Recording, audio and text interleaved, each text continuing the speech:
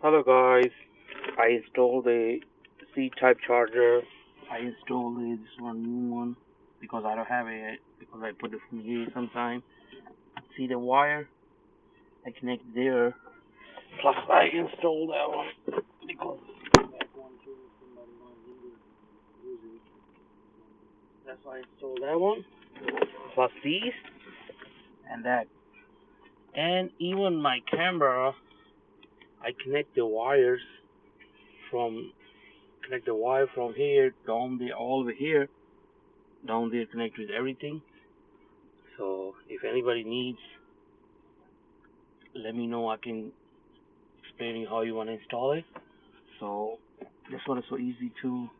That one too, and back one too. If anybody need it, let me know. I can help you. Okay. Bye bye. And thank you for watching.